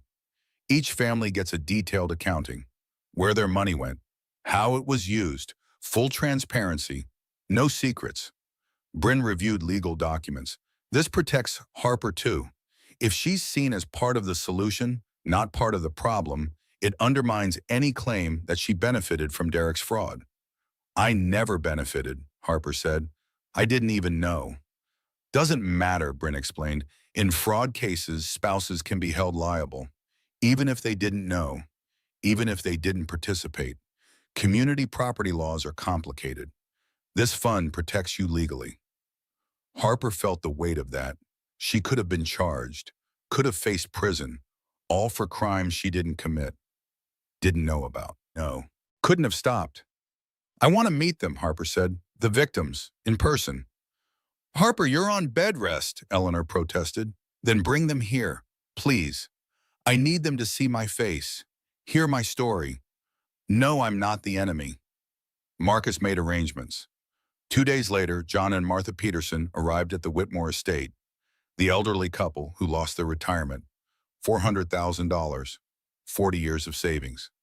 Gone. They sat in the living room. Martha held her husband's hand. Both looked exhausted, defeated, old. Harper met them from her wheelchair. 6 months pregnant, bruises still visible on her face. The mark of Derek's hand fading but undeniable. Thank you for coming, Harper said. Mrs. Ashford, John began. Whitmore, Harper corrected. I've reclaimed my maiden name. I'm not Mrs. Ashford anymore. Martha studied Harper's face, the bruises, the wheelchair, the pregnant belly. Understanding dawned. He hurt you too, Martha said softly. Yes, Harper said. Not the same way he hurt you, but yes. I'm a victim of Derek's abuse, just like you're victims of his fraud. John's expression softened. We assumed you knew, that you were part of it. I understand, Harper said. I would have assumed the same thing, but I had no knowledge of his business, no access to accounts. Derek kept me completely separate, controlled, isolated. Harper took a breath. My father is repaying everything Derek stole from you. With interest, you'll receive a check this week, $450,000. Martha's eyes filled with tears. We can't. That's too much. It's not enough, Harper said. Money can't replace what Derek took from you. The security, the peace of mind, the trust. But it's what I can give, what my family can give. Please accept it. John wiped his eyes. Thank you. We'd given up hope, thought it was all gone forever. It's not gone, Harper said, and Derek will face consequences. Federal charges, prison. He'll pay for what he did. To you, to everyone. The Petersons stayed for an hour. By the end, they weren't victims and perpetrator's wife. They were people connected by shared pain, by Derek's damage, by the long road to recovery. After they left, Harper felt something shift. This wasn't just about her anymore. Wasn't just about escaping an abusive marriage. It was bigger. 23 families, countless lives affected, a ripple of damage that extended far beyond her. That evening, Marcus had more news. Trevor testified before the grand jury today.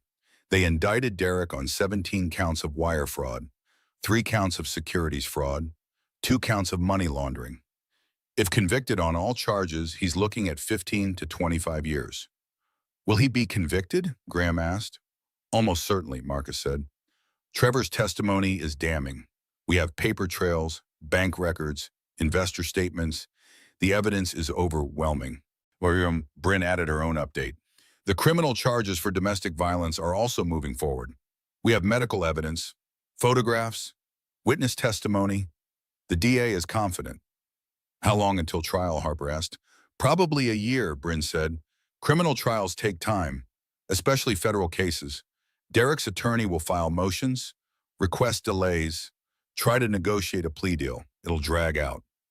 Harper put her hand on her belly. Her daughter kicked, strong, healthy, unaware of the legal battles being waged on her behalf. A year, Harper said. My daughter will be 9 months old before this goes to trial. She'll never know a time when her father wasn't being prosecuted. Is that a problem? Eleanor asked gently. Harper thought about it. No, it's honest. I don't want her growing up with lies. I want her to know the truth, that her father hurt people, that actions have consequences, that women don't have to accept abuse. Night fell. Harper sat in her room painting nursery furniture. Slow strokes, lavender paint, one small piece at a time, reclaiming space, creating something beautiful for her daughter. This was breathing room after the storm. Quiet work, meditative. Harper needed this, needed to create instead of just surviving. The paintbrush moved steadily. Each stroke covered more of the white primer, transformed it into something softer, more hopeful. Harper thought about her father's lesson. True power wasn't hurting people who hurt you. It was making sure they couldn't hurt anyone else. Graham hadn't destroyed Derek out of revenge. He'd done it to protect, not just Harper, but the next woman Derek might target, the next investors he might defraud, the next victims who didn't have a powerful family to defend them. This was justice, real justice, not vengeance. Harper finished painting the small dresser, stood back to admire her work. The lavender was perfect, soft but not babyish. Her daughter's room would be a sanctuary, safe, calm, full of love. Derek had tried to control even this, insisted the nursery be neutral colors. No pink, no lavender, nothing too feminine. He wanted a son, made that clear. But Harper was having a daughter, and that daughter's room would be exactly what Harper wanted. Derek's opinion didn't matter anymore. Harper heard Marcus's voice drifting up from downstairs. Confirmed. Derek tried to access his offshore accounts. Couldn't. Everything's frozen. He's sleeping in his car now, lost the motel room. Graham's response was quieter, but Harper caught it. Good. Let him feel powerless. Let him understand what he put my daughter through. Harper should have felt satisfaction. Victory. Derek was destroyed, broke, homeless, facing decades in prison. Instead, she felt empty, tired, ready for this chapter to close. She wanted to move forward, build a life for her daughter, be a mother, be safe. But she was still trapped in this moment, still tied to Derek through legal proceedings, still waiting for resolution that might take years. Harper touched her belly. I'm sorry this is taking so long, baby girl. I'm sorry you're being born into chaos. But I promise, by the time you're old enough to understand, it'll be over. You'll be safe. We'll be free. The baby kicked in response. Harper smiled. Tomorrow would bring new challenges, more legal documents, more court dates, more evidence of Derek's crimes. But tonight, Harper just painted furniture and planned her daughter's future, one lavender brushstroke at a time. The morning of the 36th hour brought Derek's desperate final play. His new attorney, a man with a cheap suit and cheaper morals, filed an emergency custody motion. Custody? Bryn's voice rose an octave on the phone. The man is broke, homeless, and facing federal charges. On what grounds? Harper listened on speakerphone from her bed. Dr. Sterling had been clear. Complete bed rest. Any stress could trigger early labor. They're claiming Harper is mentally unstable, Bryn explained, that her family has brainwashed her, that Derek is the victim of a wealthy family's vendetta. They want psychological evaluation, supervised visitation, shared custody after birth. Harper's hands clenched. He's using my baby as a weapon. Yes, Bryn agreed. And it gets worse. TMZ just published an article. Millionaire to seek full custody after wife's family destroys his life. They're painting Derek as the victim. Eleanor brought Harper her laptop. The TMZ headline screamed in bold font. Below it, a statement from Derek's attorney. My client is a loving father-to-be who made one terrible mistake. Mrs. Whitmore's family has systematically destroyed his career, his finances, and his reputation. Mr. Ashford fears for his daughter's safety in a household that promotes such vindictive behavior. Harper read it twice, then slammed the laptop shut. He's rewriting history, Harper said, making himself the victim, making me the villain. The public isn't buying it, Marcus said, entering the room with his own laptop. Look at the comments, social media. People see through it. Marcus showed her Twitter. The responses to TMZ's article were overwhelmingly in Harper's favor. He hits his pregnant wife in public, and now he's the victim? Please, Bong. This man is an abuser and a fraud. Lock him up. Harper Whitmore is a hero for leaving. Derek Ashford is a monster. Good, Graham said grimly. Let public opinion bury him before the trial even starts. But Harper felt sick. This was exactly what she feared. Years of legal battles, Derek using their daughter as leverage, court dates and custody evaluations and supervised visitation. I need air, Harper said. Eleanor helped her into the wheelchair. They went out to the garden. The roses were in full bloom now. The May weather was perfect. 70 degrees, light breeze, everything beautiful. But Harper couldn't see the beauty. All she saw was the fight ahead, the years of dealing with Derek. The possibility, however small, that he might get partial custody. What if he wins? Harper asked her mother. He won't, Eleanor said firmly. But what if he does? What if some judge decides my daughter needs her father? What if I have to hand her over every other weekend? Watch her go with a man who hits women? Eleanor knelt beside the wheelchair, took Harper's hands. Then we fight, Eleanor said. We document everything. Every missed payment, every broken promise, every supervised visit where he shows up drunk or high or not at all. We build a case, we prove he's unfit, and we protect your daughter, whatever it takes. I'm so tired, Harper whispered. I know, sweetheart. I know. They sat in the garden for a long time. The sun warm, the roses fragrant. Mother and daughter in silence. Finally, Harper spoke. I need to prepare for his deposition. I need to practice my testimony. If this is going to court, I want to be ready. Back inside, Bryn set up a mock courtroom in the living room. She played Derek's attorney. Hostile, aggressive, accusing. Mrs. Whitmore, isn't it true that you come from extreme wealth? Yes, Harper answered. Isn't it true that your father controls a Fortune 500 company? Yes.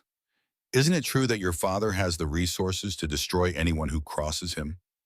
Harper paused. This was the trap. Agree, and Derek looks like a victim. Disagree, and she looks like she's lying. My father has resources, Harper said carefully. He used those resources to protect me from an abusive husband and to repay the people my husband defrauded. That's not vengeance. That's justice. Bryn nodded. Good. Calm. Factual. Don't get defensive. Just state the truth. They ran through scenarios for hours. Every possible question. Every accusation. Every attempt to paint Harper as mentally unstable or vindictive. By late afternoon, Harper's voice was hoarse, but she felt stronger, more prepared. One more thing, Bryn said. Derek's attorney will try to trigger you, make you emotional, angry, confused. They want you to look unstable on the stand. You need to stay calm, no matter what they say. How? Harper asked. Practice breathing, focus on facts, not feelings. And remember, the truth is on your side. You don't have to defend your decision to leave. You don't have to justify protecting your daughter. Those things are self-evidently right. That evening, as sunset painted the bay in shades of gold and pink, Harper stood at her window. Not in a wheelchair now. Dr. Sterling had allowed short periods of standing. 5 minutes at a time, Harper put her hand on her belly. The baby was active, dancing, hiccuping, alive. Starting over feels impossible, Harper whispered. But staying feels worse. I choose impossible. Her mother was right. This was the validation whisper she needed, the truth that anchored her. Starting over was terrifying. Being a single mother, co-parenting with an abuser, fighting legal battles while raising a baby, all of it felt impossible. But staying married to Derek, living in fear, teaching her daughter that love meant pain, that was worse than impossible. That was soul-destroying. Harper chose impossible, every single time. A knock on the door, Graham entered. I have something for you, he said. He handed Harper a folder. Inside were property listings, apartments, condos, small houses, all modest by Whitmore standards, all affordable without family money. I know you want independence, Graham said. I know you don't want to rely on family wealth. These are properties you could afford with a normal job, normal salary, if that's what you want. Harper looked through the listings, a 2-bedroom condo in Oakland, a small house in Berkeley, an apartment near the Mission District. All cute, all perfect for a single mother and baby. I'm applying for jobs, Harper said, at nonprofits, domestic violence shelters, places where I can use my story to help other women. Graham smiled. I think that's perfect. You're not disappointed, Harper asked, that I don't want to work for Whitmore Industries, take over the family business? Harper, I've spent 40 years building an empire. You know what I learned? Success means nothing if the people you love are hurting. You could run a Fortune 500 company, or you could help women escape abusive marriages. Both are valuable. One just happens to need you more. Harper hugged her father. Thank you for destroying Derek's life. Graham laughed. You're welcome. Though technically Derek destroyed his own life. We just accelerated the timeline. That night, Marcus arrived with final updates. Derek's custody motion was denied. The judge called it frivolous. Noted that a man facing federal fraud charges and criminal assault charges is not in a position to seek custody of anyone. So he has no claim to her? Harper asked. Not zero, Bryn cautioned. Family court is unpredictable. But right now, with his criminal case pending, no judge will force visitation. You're safe. Harper felt something unclench in her chest. Her daughter was safe. For now. Maybe not forever, but for now. There's more, Marcus continued. The victim restitution fund is complete. All 23 families have been contacted. All payments are being processed. By next week, everyone will be made whole. What about the criminal trial? Graham asked. Federal prosecutor is confident. They're offering Derek a plea deal, 7 years, no trial. He just has to plead guilty. Will he take it? Eleanor asked. Unknown, Marcus said. His attorney is advising him to take it. 7 years is better than 25. But Derek's ego might not let him. Harper thought about that. 7 years. Her daughter would be in 2nd grade before Derek got out. Old enough to understand, old enough to ask questions, or Derek could go to trial. Risk 25 years. Her daughter would be an adult before he was released. Either way, Harper had time. Years to build a life, establish safety, create distance. I want him to take the deal, Harper said. I don't want a trial, don't want to file him to testify, don't want to spend years reliving this. I want to move on. You might not get a choice, Bryn said gently. If Derek refuses the plea deal, you'll have to testify for the fraud case and the assault case. Your testimony is crucial to both. Harper closed her eyes. Of course. Of course she couldn't just walk away. The justice system needed her. The victims needed her. Her own daughter needed her to be strong enough to face Derek in court. Then I'll testify, Harper said. If that's what it takes, I'll do it. The room was quiet. Everyone knew what Harper was agreeing to. Hours on the witness stand, Derek's attorney attacking her credibility, her character, her sanity, public spectacle, media circus. Years of her life devoted to proving what 500 witnesses already saw. But Harper would do it, because that's what mothers did.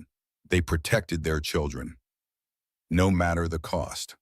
Let's hope it doesn't come to that, Graham said. Let's hope Derek takes the plea deal and saves everyone the trouble. But Harper knew better. She knew Derek, knew his ego, his need to be right, his inability to accept responsibility. Derek would go to trial. He would make this as difficult as possible, because that's what abusers did.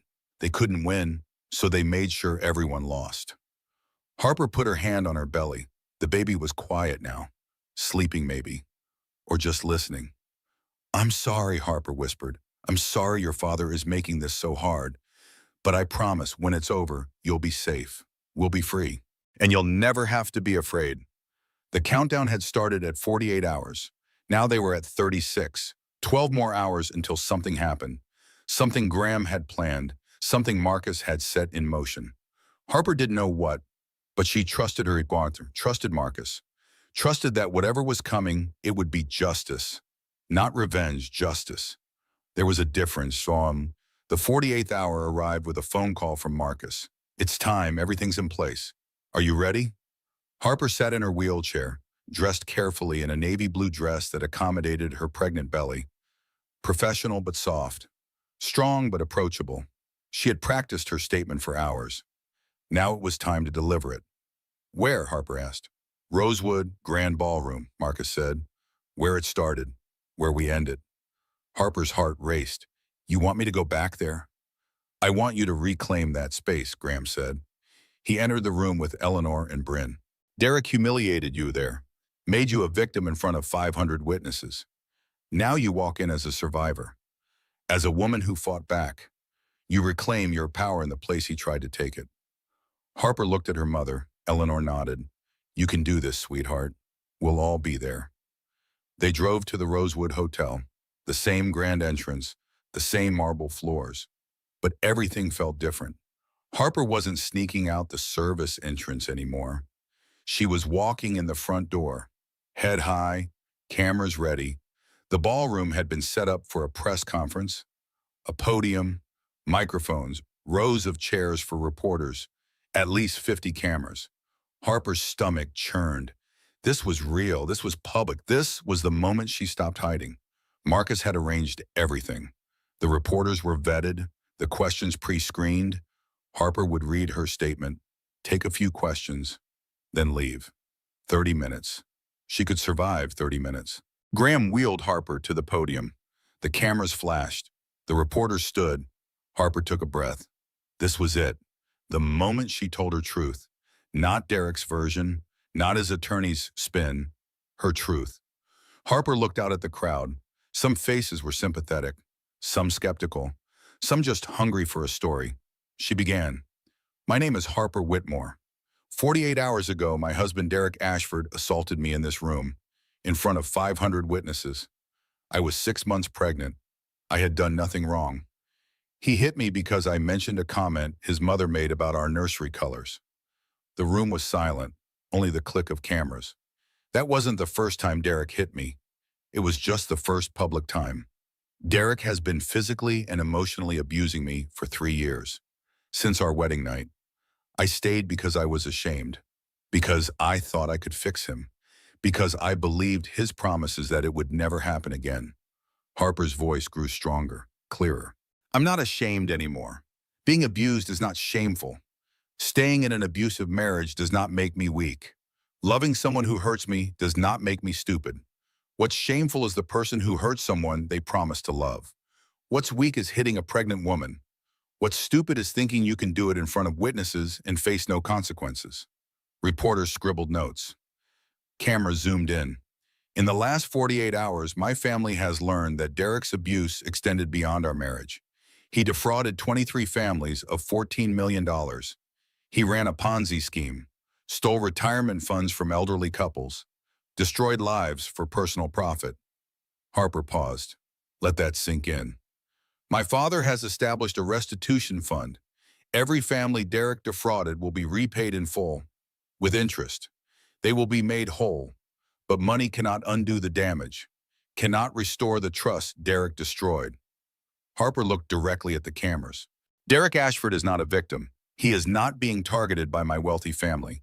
He is facing consequences for his choices, his crimes, his abuse.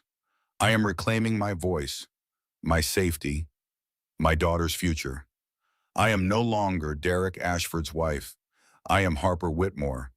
I am a survivor, and I am not alone. The room erupted in questions. Harper fielded them carefully. Bryn had prepared her well. Will you testify at his trial? Yes, if necessary, I will testify to everything I experienced. Do you regret marrying him? I regret that he chose violence over love, but I don't regret the lesson. I'm stronger for having survived. What message do you have for other abuse victims? Harper's eyes filled with tears. This question mattered most. You are not crazy. The abuse is real. It's not your fault. And leaving, even when it feels impossible, is always the right choice. I know it's terrifying. I know you might not have the resources I have, but there are people who will help. Shelters, hotlines, organizations that exist to protect you. You deserve safety. You deserve love that doesn't hurt. Please reach out. Please leave. Your life matters. The press conference lasted exactly 30 minutes. Then Marcus stepped in. That's all. Thank you. Harper was wheeled out through the same entrance she'd fled through 48 hours ago. But this time the exit was different. She wasn't running. She was walking away with power, with dignity, with her head high. Outside, the afternoon sun was bright. Harper blinked against it. The last 48 hours felt surreal, like living someone else's life. But it was her life, her story, her survival. You did beautifully, Eleanor said. I'm proud of you, Graham added. Bryn squeezed her hand. You're going to save lives with that statement. Women who are too scared to leave. You just showed them it's possible. They drove back to the estate. Harper was exhausted, emotionally drained, but also lighter. The truth was out there now. Public. Undeniable. Derek couldn't rewrite history when millions of people heard Harper's version directly from her. As they pulled up to the estate, Marcus's phone buzzed. He listened. His expression shifted. Satisfaction. Derek's been arrested, Marcus said. Federal agents picked him up 20 minutes ago. 17 counts of wire fraud, 3 counts of securities fraud, 2 counts of money laundering. He's in custody. Harper closed her eyes. It was over. Really, truly over. Where did they arrest him? Graham asked. Rosewood Hotel, Marcus said. He showed up at the press conference, tried to force his way in, wanted to confront Harper on camera. Security stopped him, called the police. Federal agents were already waiting. He was there? Harper's voice shook. While I was speaking? Outside. Couldn't get in, but yes, he tried. Harper processed that. Derek had been feet away while she told the world about his abuse. While she reclaimed her power, while she transformed from victim to survivor. Maybe that was fitting. Maybe he needed to hear it, needed to know he hadn't broken her. That evening, the video of Harper's press conference went viral. 3 million views in 4 hours, then 5 million, then 10. Harper Whitmore trended nationally. Comments poured in. She's so brave. This is what courage looks like. Every woman who survived abuse just felt seen. Derek Ashford better never see daylight again. Harper didn't read the comments, didn't watch the video of herself. It was too raw, too fresh. She needed distance. Instead, she sat in the nursery. The lavender walls were finished, the furniture painted, ready for her daughter, ready for their new life. Harper touched her belly. The baby kicked, strong, healthy, alive. We did it, Harper whispered. We survived. We're free. Not completely free. There would be court dates, testimony, years of legal proceedings. But the crisis was over. The immediate danger had passed. Derek was in custody, facing decades in prison, unable to hurt anyone else. That night, Harper slept deeply for the first time in years. No nightmares, no panic, just exhaustion and relief. She woke to sunlight streaming through her window. May morning, birds singing, everything bright and new. Her phone showed dozens of messages, support, encouragement, women sharing their own stories, thanking Harper for speaking out, for making them feel less alone. Harper read them all, every single one. Each message a reminder that her pain had purpose. Her survival mattered. Her story could help others. Bryn called mid-morning. The DA wants to meet. They're offering Derek a plea deal, 7 years for the fraud charges, 5 years for the assault charge, concurrent sentences. He'd serve 7 total. What if he says no? Harper asked. Then we go to trial. You testify. We put him away for 25 years. What do you think he'll do? Harper asked. Bryn was quiet for a moment. Honestly, I think his ego won't let him plead guilty. I think he'll go to trial. Try to prove he's innocent. Blame everyone else. So I'm testifying, Harper said. Probably. Harper nodded. She was ready. Scared, but ready. The baby kicked. Harper smiled. Her daughter would be born in 3 months. By then, Derek's trial would be scheduled. The media circus would be in full swing, but Harper would be ready. She'd survived the last 48 hours. She could survive anything. 3 months passed in a blur of preparation. Harper moved into a small house in Oakland. 2 bedrooms, modest, hers, no family money, no trust fund, just a rental she could afford with the employees she'd accepted at a domestic violence nonprofit. She would start after maternity leave. But for now, she focused on the baby, on building a life, on healing. The nursery in her new house was perfect. Lavender walls, white furniture, soft lighting, a rocking chair by the window where Harper could feed her daughter and watch the sunrise. Graham and Eleanor visited often, brought furniture, stocked the fridge, assembled the crib. But they respected Harper's independence. This was her home, her choices, her life. Derek's trial was scheduled for October, 5 months away. The plea deal had been rejected, just as Bryn predicted.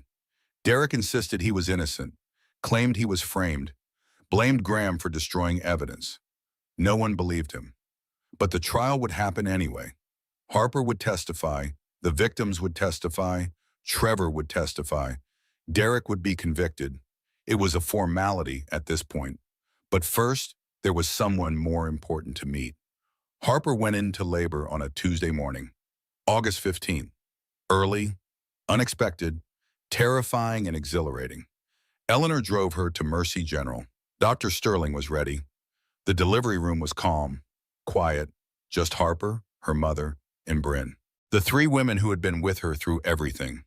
Labor lasted 6 hours, long but not terrible. Harper breathed through contractions, focused on the goal, her daughter, the reason for everything. At 3:47 p.m., Evelyn Grace Whitmore was born, 6 pounds, 8 ounces, 18 inches. Perfect. Dr. Sterling placed her on Harper's chest, skin to skin.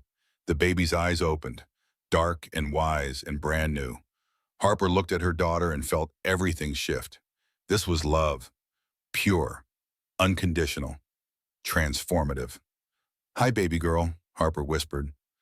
I'm your mama. I've been waiting to meet you. Evelyn made a small noise. Not quite a cry, just acknowledgement. Like she knew her mother's voice, recognized her from months of conversation through skin and blood. Eleanor cried, Bryn cried, Harper cried, the 3 of them laughing and sobbing and marveling at this perfect tiny human. She's beautiful, Eleanor said. She looks like you, Bryn added. Harper studied Evelyn's face, her daughter, her reason, her future. You'll never know anything but love and safety, Harper promised. I swear it. The hospital staff gave them privacy. Harper held Evelyn for hours, memorizing every detail, the tiny fingers, the soft dark hair, the way she made little faces while sleeping. Graham arrived that evening, walked into the room and stopped, just stared at his granddaughter with wonder. She's perfect, Graham said. Want to hold her? Harper asked. Graham sat carefully. Harper placed Evelyn in his arms. The powerful CEO who commanded boardrooms and destroyed enemies looked suddenly vulnerable. Tender, a grandfather meeting his granddaughter for the first time. Hello, Evelyn, Graham whispered. I'm your grandfather, and I promise you'll grow up safe, loved, free. Evelyn yawned, stretched, settled into Graham's arms like she belonged there. Harper watched her father with her daughter and felt the circle complete. 3 generations, each one stronger than the last, each one breaking cycles and building new patterns. That night, after everyone left, Harper sat alone with Evelyn. The hospital room was quiet, just mother and daughter in the soft glow of the bedside lamp. "Your father isn't here," Harper said softly. "He's in jail, awaiting trial.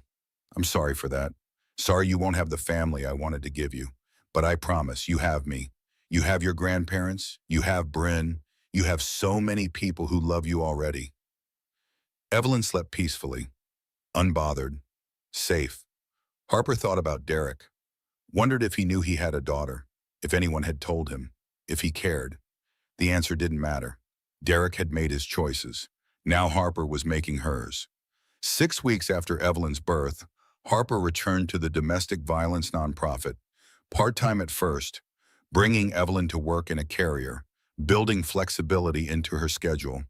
She worked with women leaving abusive relationships, helped them navigate legal systems, find housing, access resources, build safety plans. Every woman Harper helped, she saw herself, the fear, the shame, the desperate hope that leaving was possible. "It's possible," Harper told them.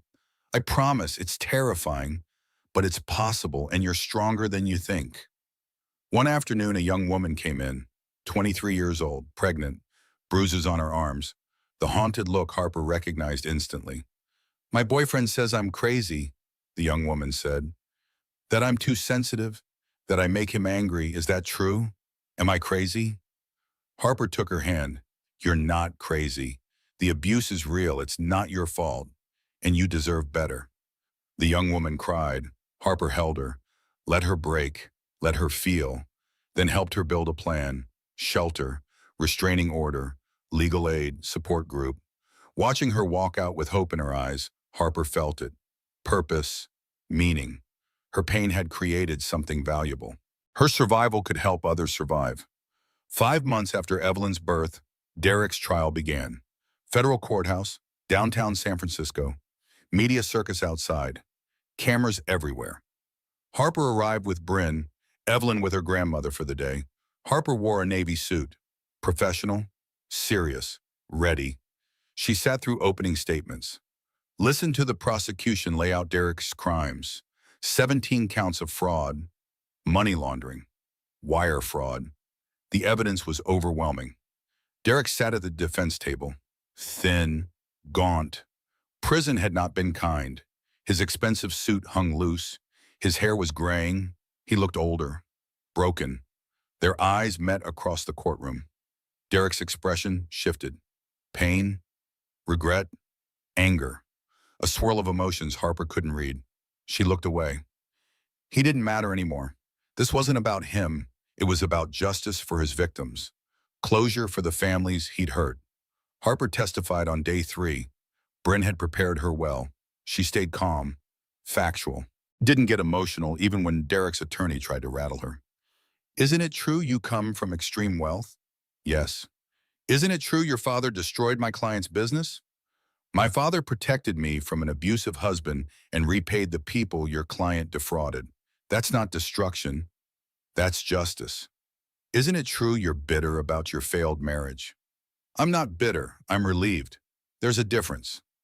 The attorney tried every angle, painted Harper as vindictive, claimed she and Graham conspired to frame Derek, suggested the abuse was exaggerated. Harper stayed steady, answered every question, let the truth speak for itself. When she stepped down from the witness stand, she felt lighter. The hardest part was over. She'd faced Derek in court, told her truth, survived. The trial lasted 3 weeks. 23 victims testified. Trevor testified. Forensic accountants testified. The evidence was damning.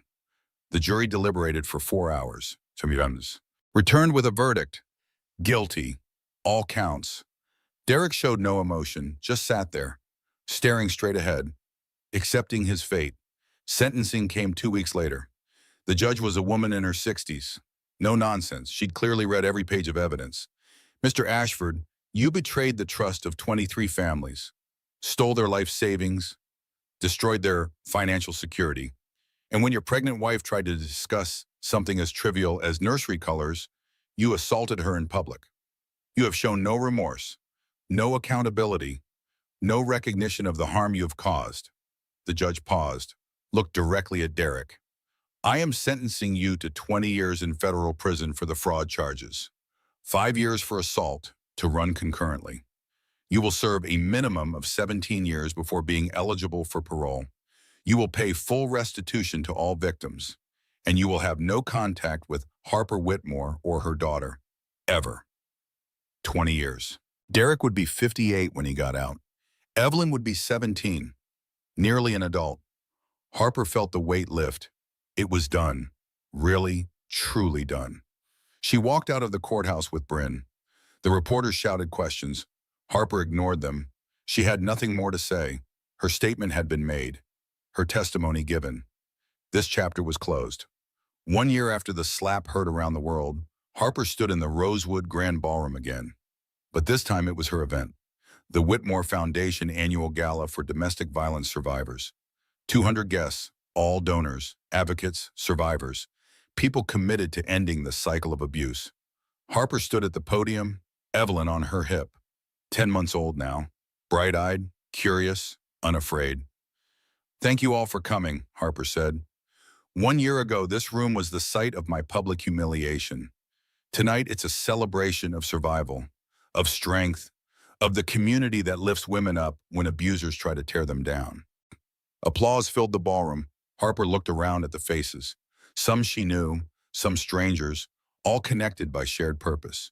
This foundation exists because abuse thrives in silence, because victims are told to be ashamed, to stay quiet, to protect their abusers.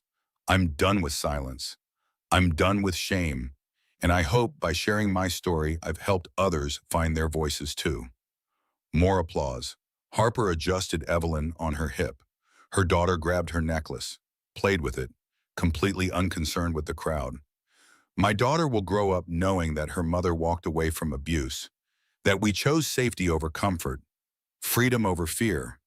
She'll learn that love doesn't hurt, that women don't have to make themselves smaller, that ending cycles takes courage, but it's always worth it. Harper looked down at Evelyn, and someday, when she's old enough to understand, I'll tell her the whole story, the good and the bad, the fear and the strength, because truth matters, honesty matters, and my daughter deserves to know that her mother fought for both of us. The crowd rose to their feet, standing ovation. Harper felt the emotion rise in her throat. This was her new life, her purpose, using her pain to protect others. After the speeches, Harper mingled, talked to donors, thanked volunteers, met other survivors who shared their stories. One woman approached, late 40s, elegant, confident. I left my husband 6 months ago, the woman said. After seeing your press conference, I'd been making excuses for 15 years. But watching you speak, I realized I deserve better.